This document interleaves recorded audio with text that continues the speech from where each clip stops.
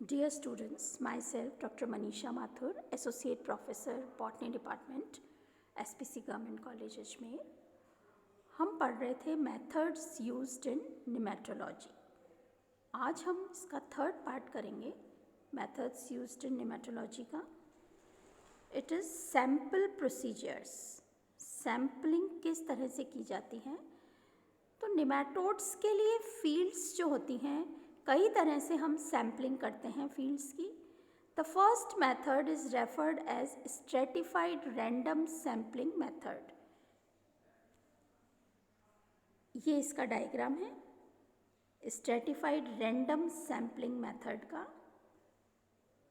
The dots represent where soil cores would be collected in that block. ये है random sampling method. तो the first method is referred to as stratified random sampling method.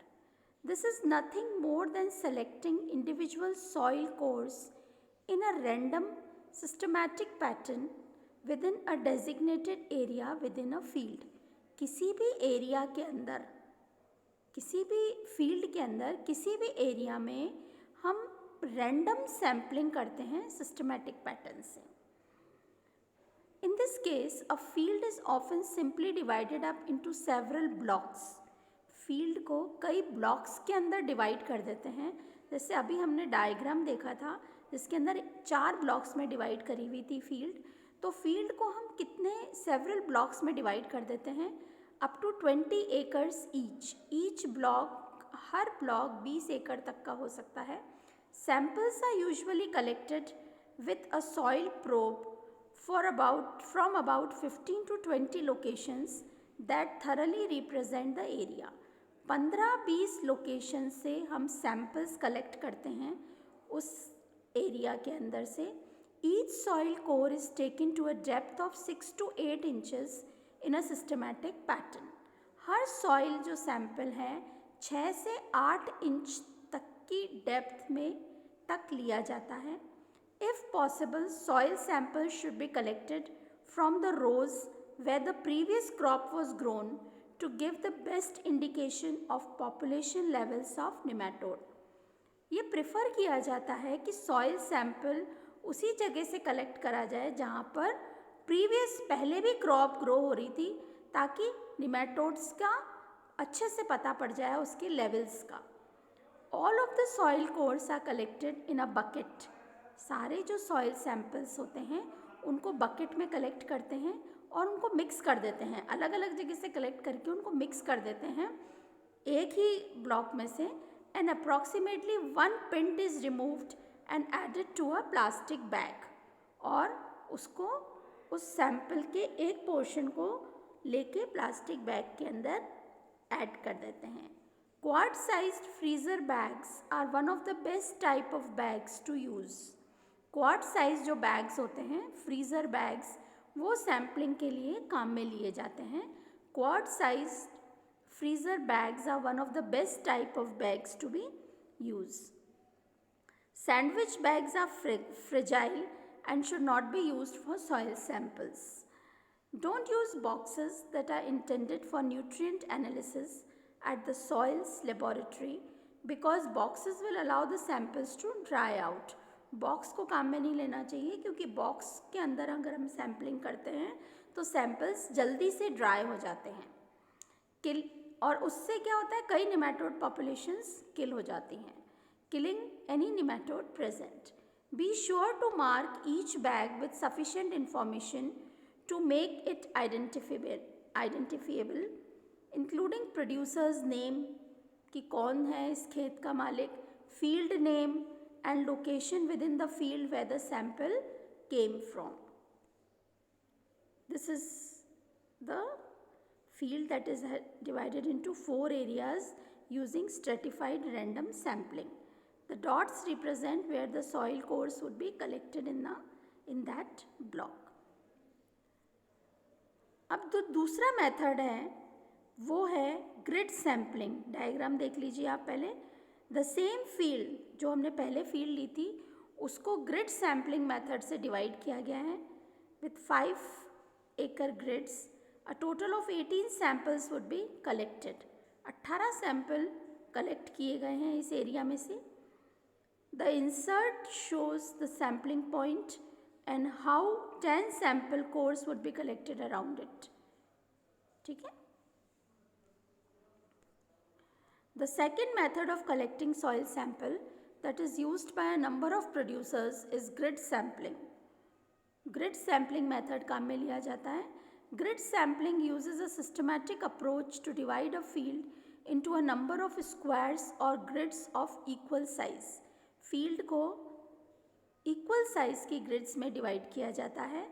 These grids can be any size but are usually between 2.5 to 5 acres.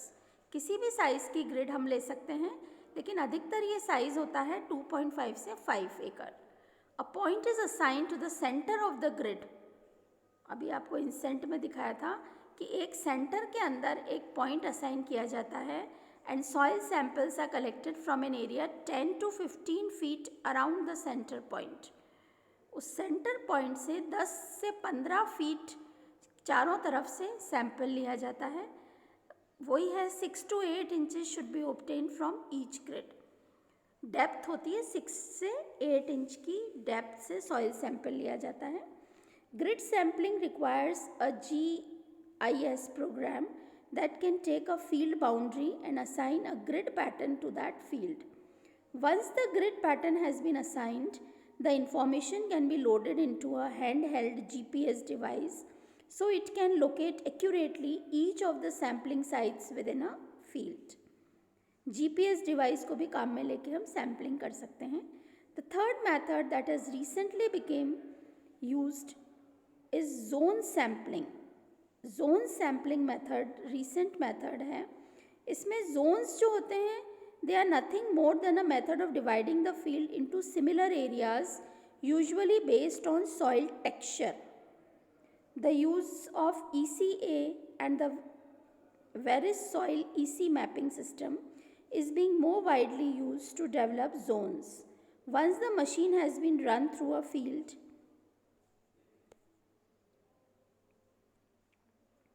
ये है zone sampling.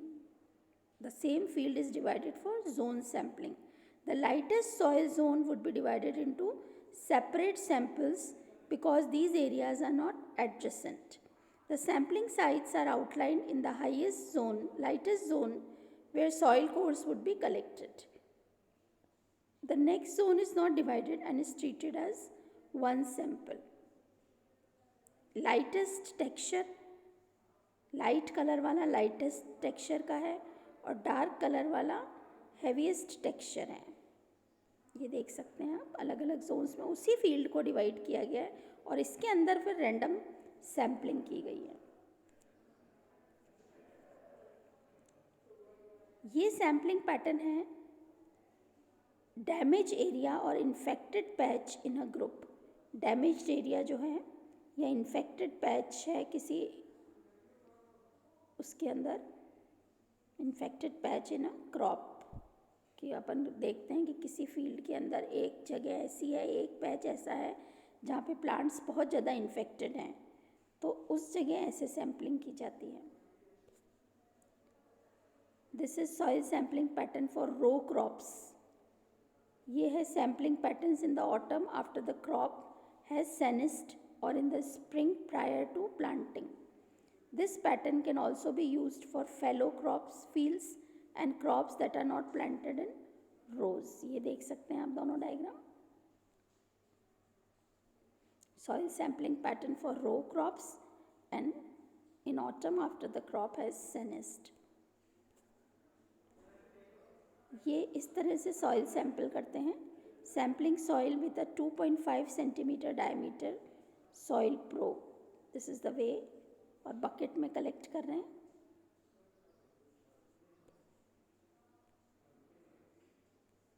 This is also collecting a soil core with a soil probe from a row of corn to determine the population densities of plant parasitic nematode. ये देखिए आप, यहाँ पर probe नज़र आ रहा है. ये डायग्राम है young corn plants collected to test for endoparasitic nematodes. In the host tissue. ये सैंपल को कलेक्ट करके ऐसे रखते हैं ताकि अंदर जो प्रेजेंट हैं रूट्स के अंदर उन निमेटोड को, एंडोपैरासिटिक जो निमेटोड्स हैं उनको हम स्टडी कर सकें।